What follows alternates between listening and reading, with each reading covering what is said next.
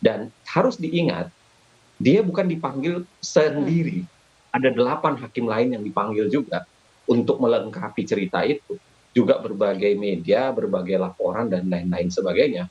Dan saya kira apa yang dilakukan Anwar Usman tadi itu bukan hanya melawan nalarnya Prof. Jimli Bintan dan Pak Wahiduddin, tetapi juga melawan nalar 8 hakim lain, melawan nalar para pemohon, termasuk menurut saya melawan nalar seluruh orang di Republik ini yang merasa bahwa memang ada yang salah dilakukan oleh Anwar Usman kemarin.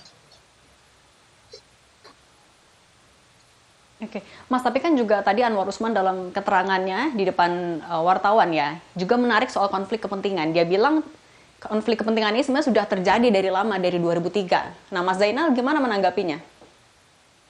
Saya kira dari dulu juga kita teriakkan soal konflik kepentingan itu. Dan dari dulu kita sudah katakan kepada Mahkamah Konstitusi, jangan paksakan konflik kepentingan itu terjadi. Kita udah ceritakan, kita udah dorong bagaimana misalnya. Ada begini, harus kita kategorisasikan beberapa konflik kepentingan. Ada konflik kepentingan yang diambil, itu bersifat institusi secara keseluruhan dan itu tidak terhindarkan. Ada beberapa ya. Tetapi ada juga yang memang seharusnya bisa dihindari oleh Mahkamah Konstitusi. Saya taruh misalnya adalah pengujian terhadap usia hakim MK yang kemarin diputus oleh MK. Kita dari dulu udah bilang, jangan hindarkan nih, tetap saja silahkan putus, tapi berlakukan dia setelah hakim berikutnya.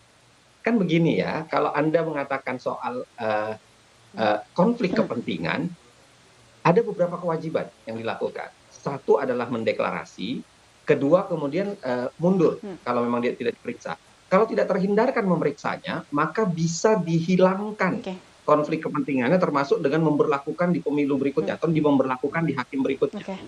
Kalau kita baca konstitusi Amerika, Amerika juga melakukan hal yang sama ya.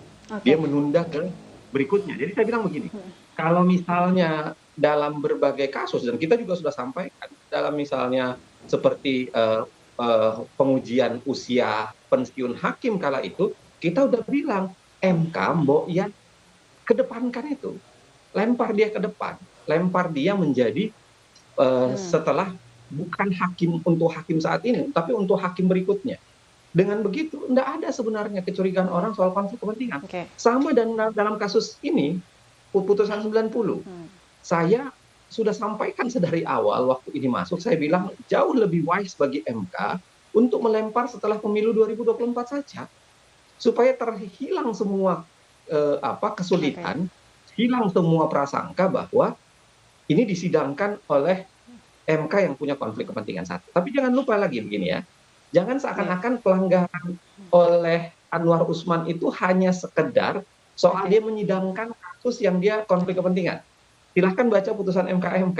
Di situ ada juga pelanggaran, dia menyampaikan sesuatu, perkara yang masih berjalan, itu dia udah sampaikan duluan di hadapan mahasiswa. Itu pelanggaran.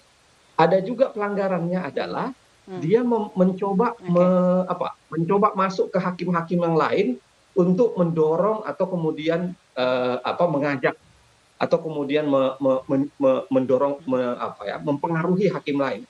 Saya kira pelanggarannya bukan hanya sekedar soal kita bicara soal konteks mahkamah keluarga.